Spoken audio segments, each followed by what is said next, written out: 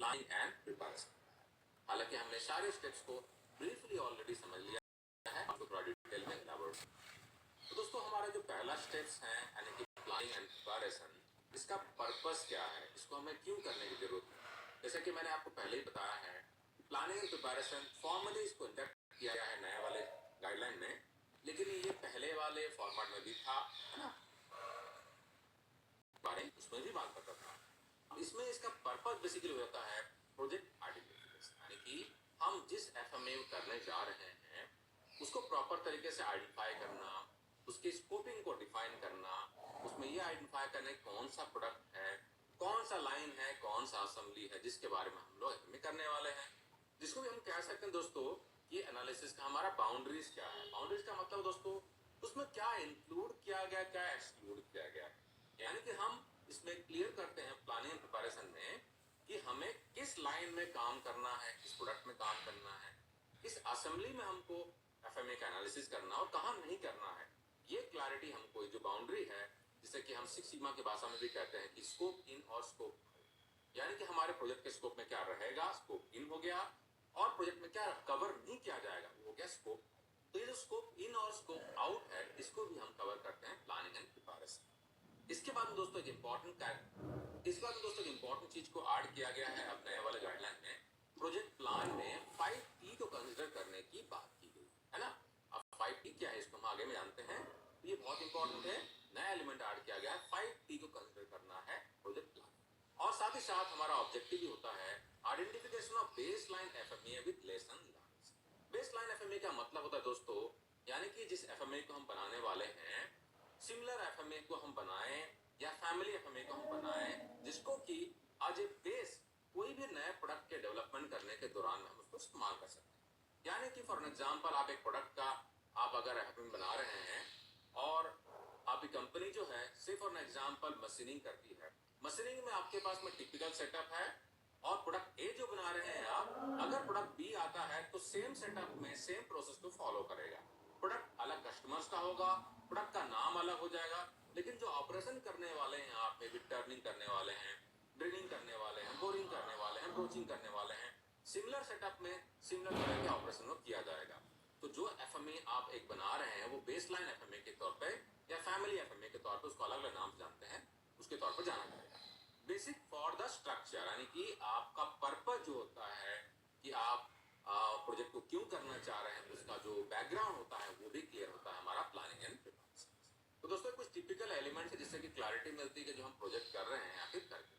दोस्तों हमने यहाँ पर पर्पस में जाना कि हम जो प्रोजेक्ट को आइडेंटिफाई कर रहे हैं या जो हम बाउंड्रीज वगैरह डिफाइन कर रहे हैं, स्ट्रक्चर वगैरह डिफाइन कर रहे हैं, इसके लिए कुछ इनपुट्स होते हैं, कुछ गाइडलाइन होते हैं। कौन कौन से इनपुट, कौन कौन से गाइडलाइन का आपको ख्याल करना है, उन इनपुट्स को मैं इलैबोरेटली आपको एक्सप्लेन करूंगा। दोस्तों प्रोजेक्ट की बाउंड्रीज या प्रोजेक्ट को आइडेंटिफाई करने के लिए कुछ बेसिक क्वेश्चंस आपको पूछने हैं, जिससे कि आपको क्लैरिटी मिलेगा कि आपका जो पर्पस है आखिर है क्या है।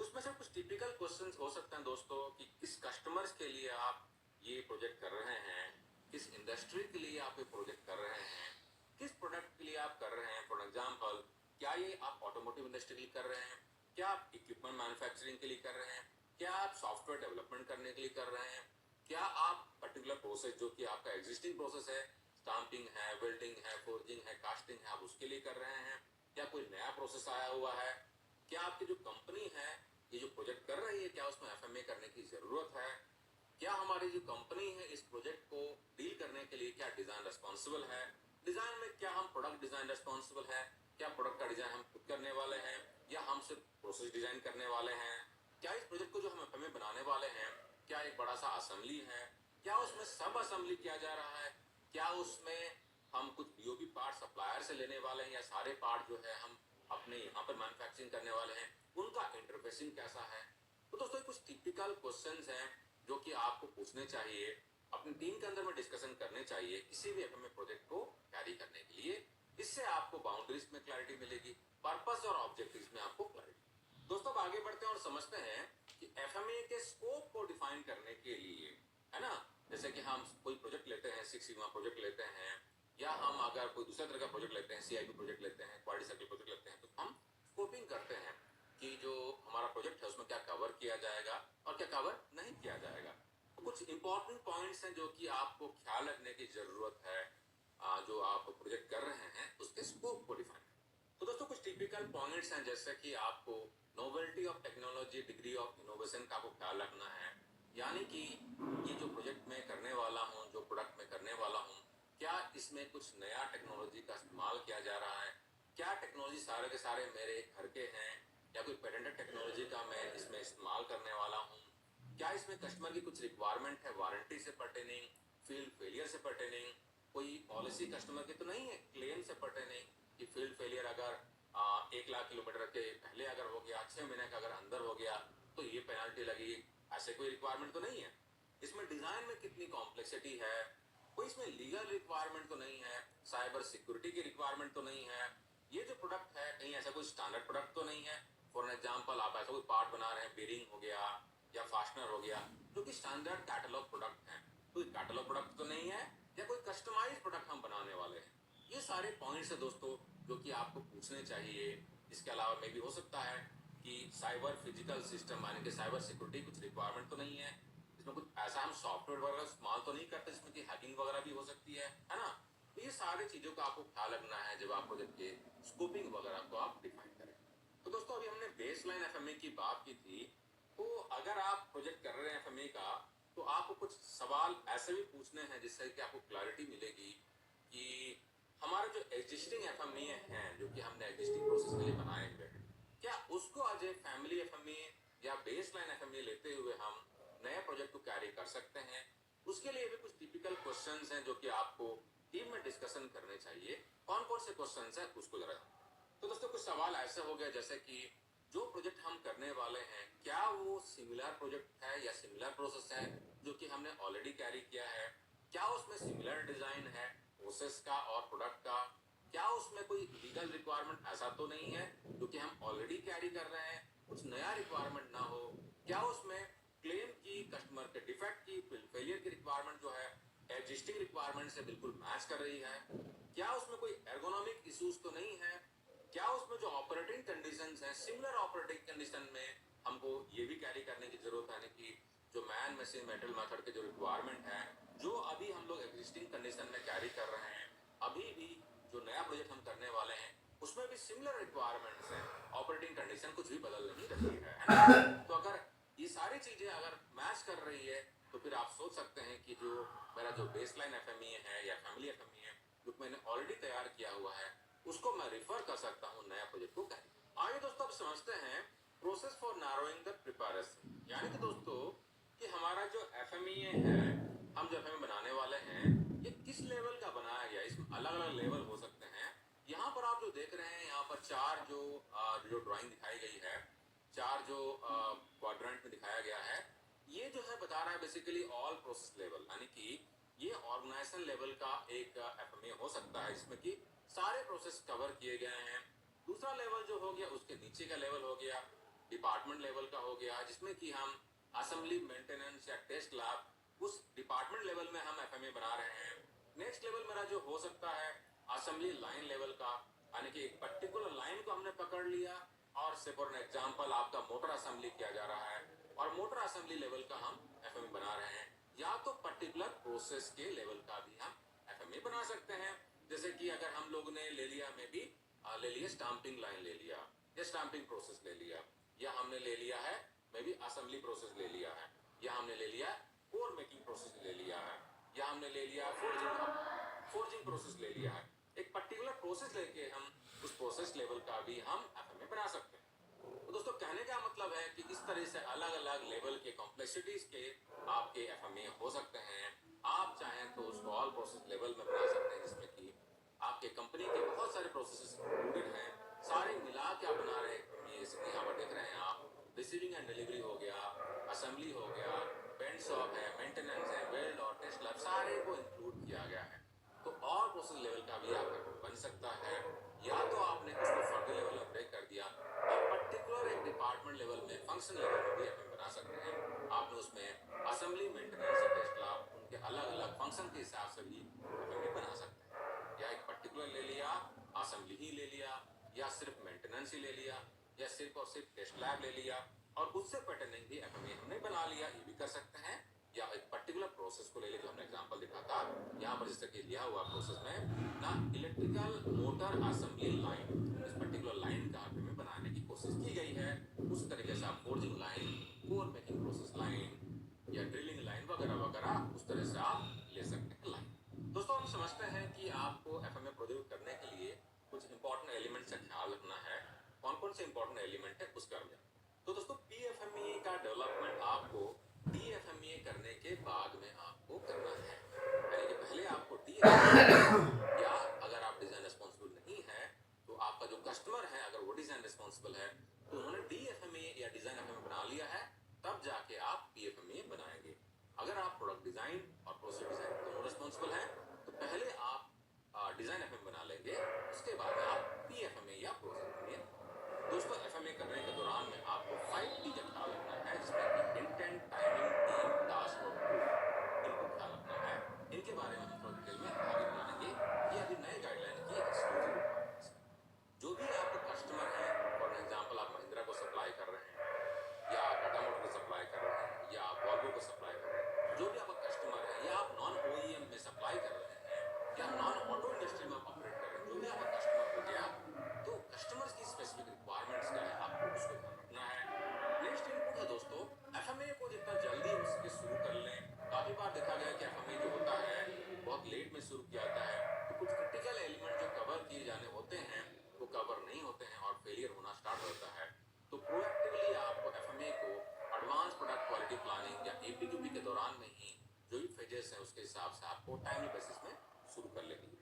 और अगर आप डीएफएमए के रेस्पॉन्सिबल हैं, यानी कि डिजाइन रेस्पॉन्सिबल हैं, तो डिजाइन एफएमए के जो 7 स्टेप अप्रोच है आपको उसको भी इंटीग्रेट कर लेना है डीएफएमए के अप्रोच के साथ। आइए दोस्तों हमने 5T की बात की, जिसमें कि नए वाले गाइडलाइन में एक्सक्लूसिव रिक्वायरमेंट बताई गई है। तो 5T क्या है उसको जरा समझते हैं। तो दोस्तों जो नया गाइडलाइन है 5T की बात करता है, हमने देखा है अभी। पहला टी जो है दोस्तों वो है एफएमए का इंटेंट की बात करता है। दूसरा टी जो है ये बात करता है एफएमए टाइमिंग की बात करता है। थर्ड टी जो है ये बात करता है एफएमए टीम की बात करता है। और फोर्थ जो है ये बात करता है एफएमए टास्क की। और फिफ्थ जो है ये बात करता है एफएमए टूल की। यानी कि जो भी टीम काम कर रही है एफएमए पे, उनको ये 5T को मालूम होना चाहिए, उनको मालूम होना चाहिए इस तरह से, और उनको इसको ध्यान में रखते हुए एफएमए प्रोजेक्ट को एग्जीक्यूट करना। कौन कौन से हैं? पहला जो टी है दोस्तों वो है एफएमए इंटेंट, यानी कि हम एफएमए क्यों कर रहे हैं इसके बारे में क्लैरिटी होनी चाहिए। क्या हम प्रोडक्ट के फेलियर होने के बाद में कर रहे हैं एफएमए, उसको रिव्यू कर रहे हैं, दोबारा रिवाइज कर रहे हैं, कुछ इंजीनियरिंग चेंज नोटिफिकेशन आया है, कुछ प्रोसेस में बदलाव आया है, फील्ड में फेलियर आया है, ये हमें क्लैरिटी होनी चाहिए कि हम क्यों कर रहे हैं। टाइमिंग मेरा क्या है इसका मुझे आइडिया होना चाहिए। काफी सारा ऑर्गेनाइजेशन में क्या रहता है कि डिफाइन किया रहता है, उनके वर्क इंस्ट्रक्शन या एसओपी रहते हैं कि एफएमए को कब कब रिव्यू करना है और उसको रिवाइज करना है। जैसे कि फॉर एग्जांपल कि कोई भी अगर मेजर इंटरनल फेलियर होती है, यानी इंटरनल रिजेक्शन बढ़ जाता है, रिवर्क बढ़ जाता है, कस्टमर के कंप्लेन आते हैं, तो हमें एफएमए को रिव्यू करके रिवाइज करने की जरूरत पड़ती है। तो एफएमए का जो टाइमिंग है, व्हेन इज दिस ड्यू, आपको क्लैरिटी होनी चाहिए कि आपका अगर ईसीएन आया, पीसीएन आया तो हमको उसको रिव्यू करने की जरूरत पड़ती है वगैरह वगैरह। तो आपको टाइमिंग के बारे में क्लैरिटी होनी चाहिए। एफएमए टीम, कौन कौन से लोग इन्वॉल्व होने चाहिए, क्रॉस फंक्शन टीम बननी चाहिए कि नहीं बननी चाहिए, क्रॉस फंक्शन टीम में कौन कौन से टीम मेंबर होने चाहिए, इन सारी चीजों के बारे में क्लैरिटी आपको होनी चाहिए।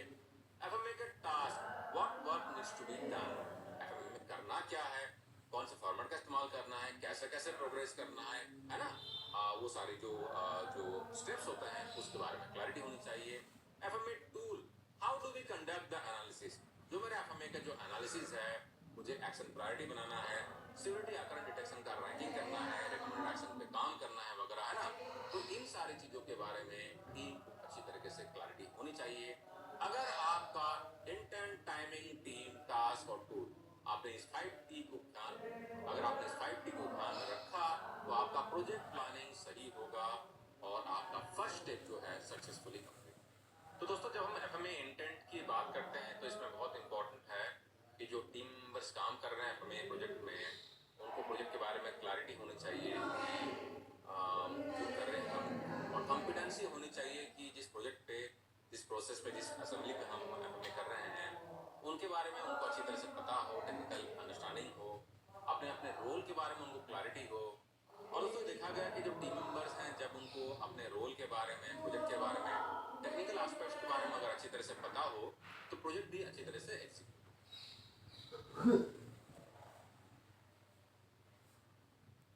क्वालिटी प्लानिंग जो फेजेस होते हैं उन फेजेस के साथ में हमने इंटीग्रेट किया है। जैसा कि हम जानते हैं दोस्तों कि हमारा एपीक्यूपी के 5 फेजेस होते हैं। फेज 1 जो है वो है प्लान एंड डिफाइन प्रोग्राम। उसके बाद हमारा वेरिफिकेशन का 2 फेज होता है, जिसमें कि पहला है प्रोडक्ट डिजाइन डेवलपमेंट वेरिफिकेशन। उसके बाद हम प्रोसेस डिजाइन और डेवलपमेंट का वेरिफिकेशन करते हैं। दोनों वेरिफिकेशन कंप्लीट करने के बाद में हम प्रोडक्ट एंड प्रोसेस का वैलिडेशन करते हैं। और वेरिफिकेशन और वैलिडेशन होने के बाद में हम feedback, assessment and corrective actions वगैरह लेते हैं। ठीक है ना।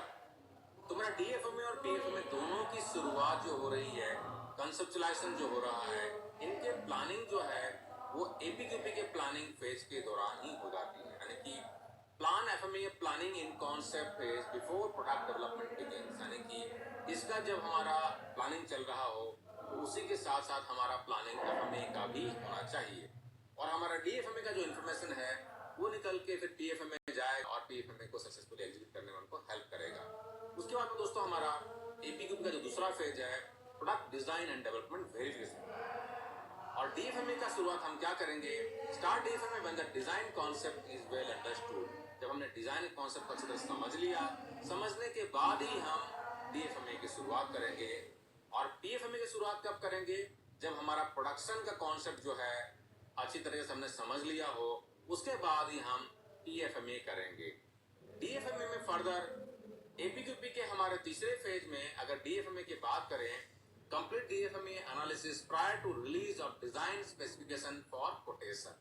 जब हम कोटेशन भेजने वाले हों उसके पहले, जब डिजाइन हम रिलीज करने वाले हैं उसके पहले हमारा डीएफएमए का एनालिसिस फेज कंप्लीट हो जाना चाहिए। और जब पीएफएमए की एनालिसिस की बात करें तो उसी तरीके से पीएफएमए का जो एनालिसिस है ये भी हमारा फाइनल प्रोसेस के डिसीजन से पहले हो जाना चाहिए।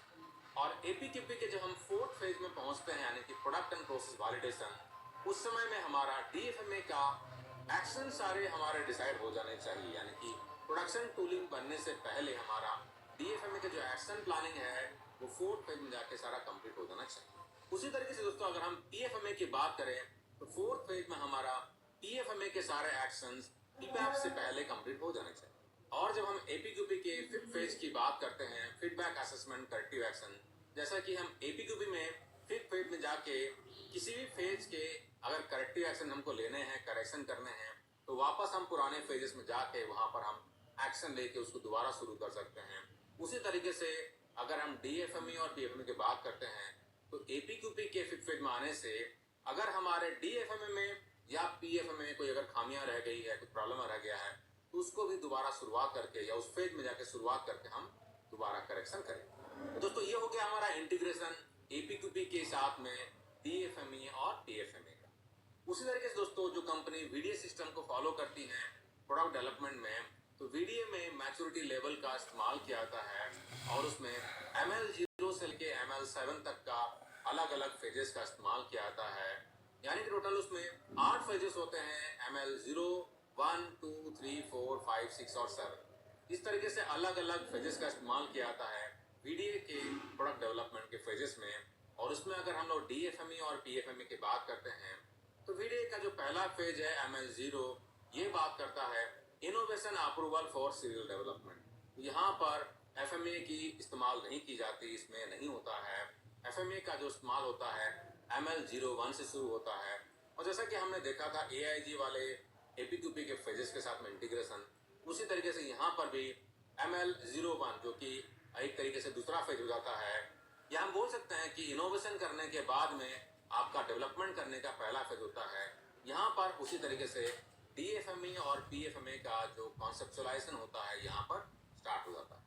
और बाकी के इंटीग्रेशन जो है दोस्तों लगभग AIG मैनुअल के साथ में ही मैच करता हुआ है। यानी कि ML02 फेज में हमारा डीएफएमए स्टार्ट कर दिया जाता है और यहाँ पर इनपुट है कि when the design concept is well understood. Design concept हमने समझ लिया, उसके बाद हमारा डीएफएमए की शुरुआत हो।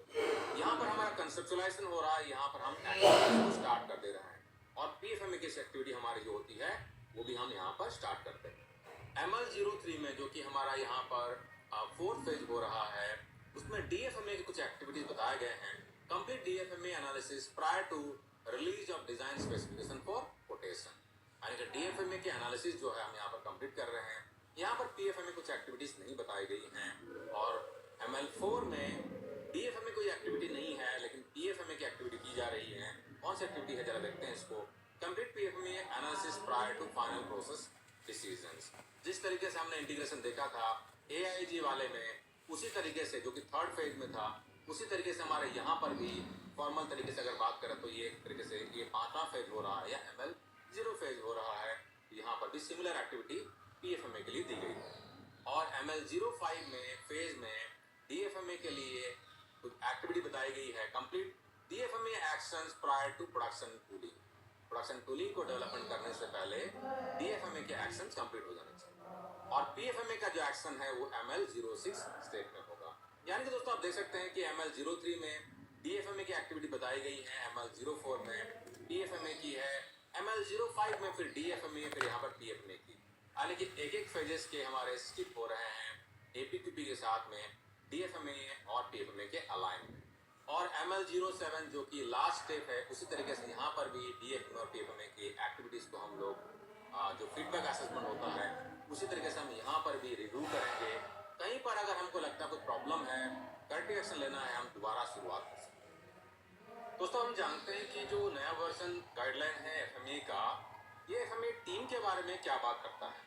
दोस्तों हमने ऑलरेडी एफएमए टीम के बारे में कुछ बेसिक इन्फॉर्मेशन जान ली है कि एफएमए टीम जो होते हैं कैसे गठन किया जाता है, क्रॉस फंक्शन टीम होता है, कितने मेंबर्स होते हैं, क्या क्या उनका रोल होता है ना, इन सारी चीज़ों के बारे में जाना है। कुछ और जो एक्सक्लूसिव इन्फॉर्मेशन है जो कि गाइडलाइन अभी शेयर करता है, नए वाले गाइडलाइन में ऐड की गई है उसकी तरह। दोस्तों सबसे पहले तो ये है कि जो एफएमए गाइडलाइन है ये कोर टीम बनाने की बात करता है, यानी कि क्रॉस फंक्शन टीम तो होनी चाहिए। और क्रॉस फंक्शन टीम में रिकमेंडेशन है कि कुछ टिपिकल डिपार्टमेंट्स हैं या फंक्शंस हैं जिसे कि आपको इंक्लूड करने की ज़रूरत है। तो दोस्तों अगेन ये टिपिकल मैन्युफैक्चरिंग सेटअप का एग्जांपल दिया गया है। और चूंकि ये जो गाइडलाइन है यूएस में डेवलप किया गया है, तो यूएस में जो स्ट्रक्चर रहता है, टिपिकल जो डिपार्टमेंट फंक्शंस रोल होते हैं, उसके हिसाब से यहाँ पर रिकमेंडेशन दिया गया है। अगर मैं इंडियन कॉन्टेक्स्ट में अगर बात करूँ तो उसका पैरेलल कुछ डिपार्टमेंट फंक्शंस होते हैं जो कि इंडिया में कॉन्टेक्स्ट में इस्तेमाल किए जाते हैं, हम उसकी भी बात करेंगे। तो दोस्तों एफएमए टीम में बात करता है कि एक फैसिलिटेटर होने चाहिए, जो हमने ऑलरेडी डिस्कशन कर लिया है फैसिलिटेटर का रोल क्या होता है। इसके अलावा ये बोलता है कि प्रोसेस और मैन्युफैक्चरिंग इंजीनियर होना चाहिए, यानी कि आपका जो टीम है, अब अगर मैं एक्सपेक्ट कर रहा हूँ कि मैन्युफैक्चरिंग का आप एफएमए कर रहे हैं, अगर आप नॉन मैन्युफैक्चरिंग प्रोसेस का एफएमए कर रहे हैं, क्योंकि हमारे क्वालिटी ऑफ इंडिया के प्रोग्राम में काफ़ी सारे नॉन मैन्युफैक्चरिंग कंपनियों से भी स्टूडेंट्स आते हैं कोर्सेज करने के लिए। मैं यहाँ पर जो एग्जांपल ले रहा हूँ मैन्युफैक्चरिंग का ही ले रहा हूँ, ठीक है ना, क्योंकि मोस्टली मैन्युफैक्चरिंग से होते हैं। तो प्रोसेस और मैन्युफैक्चरिंग इंजीनियर है ना, तो आप उसको प्रोडक्शन इंजीनियर बोल सकते हैं या प्रोसेस इंजीनियर बोल सकते हैं। अलग अलग कंपनी में अलग अलग डेजिग्नेशन से इस्तेमाल किया जाता है। इसके अलावा एर्गोनॉमिक इंजीनियर, अब टिपिकली मैंने इंडियन कॉन्टेक्स्ट में एर्गोनॉमिक इंजीनियर काफ़ी सारी कंपनियों में नहीं देखे हैं, छोटे सेटअप में टिपिकली नहीं होता है, लेकिन मैन्युफैक्चरिंग इंजीनियर जो होता है वो एर्गोनॉमी के काम कर लेते हैं। कुछ जगहों में लीन इंजीनियर या लीन एक्सपर्ट भी होते हैं जो कि एर्गोनॉमी का ख्याल रखते हैं, और कुछ जगह में टिपिकली इंजीनियरिंग डिपार्टमेंट जो होता है वही एर्गोनॉमी का ख्याल रखते हैं। तो दोस्तों हम जानते हैं कि एर्गोनॉमी में टिपिकली मोशंस के लिए, और जिसमें कि ह्यूमन मोशंस और जो वर्क फ्लो होता है उसमें कि 3M होता है, मुदा, मुरा और मुरी, हम इसका भी ख्याल रखते हैं, है ना। मूवमेंट की बात करते हैं, ज़्यादा झुकना पड़ रहा है, कैसे झुकें, कैसे उठाएं, कैसे काम को आसान बनाए, है ना, तो काम को आसान बनाने के तरीके हम ढूंढते हैं, ज़्यादा स्ट्रेस वगैरह नहीं, ज़्यादा लाइट नहीं हो वगैरह वगैरह। तो एर्गोनॉमिक इंजीनियर जो होता है इन सारी बातों का ख्याल रखता है। तो एक एर्गोनॉमिक इंजीनियर या उससे रिलेवेंट ऐसा कोई डिपार्टमेंट हो जो कि इसका ख्याल रखता हो, उसका मेंबर होना चाहिए। प्रोसेस वैलिडेशन इंजीनियर, क्वालिटी और रिलायबिलिटी का इंजीनियर, और इसके अलावा other responsibility for the development of the process. तो टिपिकली अगर बात करूँ दोस्तों इंडियन कॉन्टेक्स्ट में एक मिडिल सेगमेंट की अगर कंपनी की बात करूँ तो प्रोडक्शन का इंजीनियर, इसके अलावा क्वालिटी का इंजीनियर, क्वालिटी एश्योरेंस का इंजीनियर, अगर टूल रूम है, मेंटेनेंस है तो उसका इंजीनियर, बाकी इंजीनियरिंग डिपार्टमेंट है, एनपीडी डिपार्टमेंट है उसका इंजीनियर। ये टिपिकल डिपार्टमेंट फंक्शंस होते हैं जिनको कि आपको इन्वॉल्व करना है। इसके अलावा कुछ एक्सटेंडेड टीम की भी इसमें बात की गई है, जिसमें कि आप टेक्निकल एक्सपर्ट को भी इंगेज कर सकते हैं। फॉर एन एग्जाम्पल, आपके यहाँ पर वेल्डिंग हो रही है या फोर्जिंग करते हैं, कास्टिंग करते हैं, आप नॉन डिस्ट्रक्टिव टेस्टिंग करते हैं, कुछ ऐसा प्रोसेस करते हैं जहां पर कि आपके यहाँ पर एक्सपर्टीज की कमी है, आप बाहर किसी एक्सपर्ट को एंगेज करना चाह रहे हैं तो आप उनको भी एंगेज कर सकते हैं।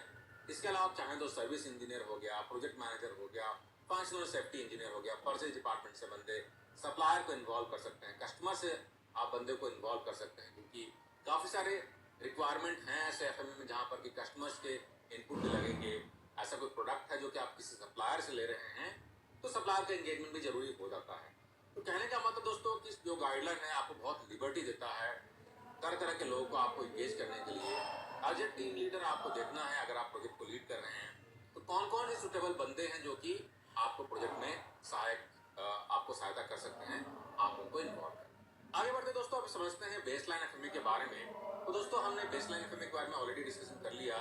बेसलाइन एफएमई को अलग नाम से भी जाना जाता है, जैसे कि फाउंडेशन एफएमई भी कहते हैं, सिमिलर प्रोडक्ट एफएमई भी कहते हैं, या प्रोडक्ट फाउंडेशन एफएमई भी कहते हैं, या फैमिली एफएमई भी काफी जगहों में कहा जाता है। यानी कि अगर आपके यहाँ पर एक प्रोसेस किया जा रहा है, फॉर एग्जाम्पल आप फाउंड्री, आपके यहाँ पर फाउंड्री है, एल्यूमिनियम डाइकास्टिंग फाउंड्री है ना, तो आपके यहाँ पर जो प्रोडक्ट बनते हैं अलग अलग कंपनियों के बनते हैं, अलग अलग तरह के प्रोडक्ट बनते हैं, लेकिन प्रोसेस आप सेम ही इस्तेमाल करते हैं। तो अगर आपने एक प्रोसेस का एफएमई बना लिया है, बाद में किसी और कस्टमर का कोई और प्रोडक्ट आ जाए, आप सिमिलर प्रोसेस को इस्तेमाल करने वाले हैं, तो आप पुराने वाले जो आपके एफएमई हैं उसको आज बेसलाइन एफएमई मानते हुए आप उसको इस्तेमाल कर सकते हैं, उसको रिव्यू करते हुए आप एफएमई कर सकते हैं। तो दोस्तों आइए अब हम हमारा जो प्लानिंग एंड प्रिपरेशन फेज है, जो कि स्टेप 1 है या फेज 1 है, उसका एक एग्जांपल देखते हैं कि एक भरा हुआ जो आपका प्लानिंग प्रिपरेशन फेज का जो कंटेंट है कैसा लगेगा। तो दोस्तों यहाँ पर आप जो देख रहे हैं ये टिपिकल एक एफएमई का हेडर है जो नए वाले गाइडलाइन के हिसाब से तैयार किया गया है। तो यहाँ पर देख सकते हैं आप कंपनी का नाम है और कंपनी का नाम आपका जो भी कंपनी है, जैसे कि सुप्रा इंडस्ट्री हमने लिखा हुआ है यहाँ पे, हाइपोथेटिकल नाम है सुप्रा इंडस्ट्री हो गया, आपका जो भी कंपनी का नाम है वो आपको यहाँ लिखना है। सब्जेक्ट जो है, जिस सब्जेक्ट पर आप एफएमई बना रहे हैं, और प्रोडक्ट का नाम हो गया, जैसे कि मोटर असेंबली कर रहे हैं आप, या पैनल फ्रंट डोर हो गया, या आप एक्सल असेंबली कर रहे हैं, हब असेंबली कर रहे हैं, जैसे हबी बना रहे हैं, है ना। तो जो भी प्रोडक्ट का या लाइन का आप एफएमई कर रहे हैं उसका नाम यहाँ पर आ जाएगा सब्जेक्ट में। मैन्युफैक्चरिंग लोकेशन जहाँ पर आपका प्लांट है, सुप्रा इंडस्ट्री जहाँ पर है, फॉर एग्जाम्पल सुप्रा इंडस्ट्री जो है भिवाड़ी में है, तो भिवाड़ी लिख देना है। अगर आपकी कंपनी है बावल में है, आपकी कंपनी गुड़गांव में है, आपकी कंपनी पूना में है, चेन्नई में है, बैंगलोर में है, तो उस कंपनी का लोकेशन जो रहेगा यहाँ पर। कस्टमर आपका जो हो गया, कस्टमर का नाम यहाँ लिखना है, वॉल्वो है, आइसर है, मारुति है, वगैरह जो भी है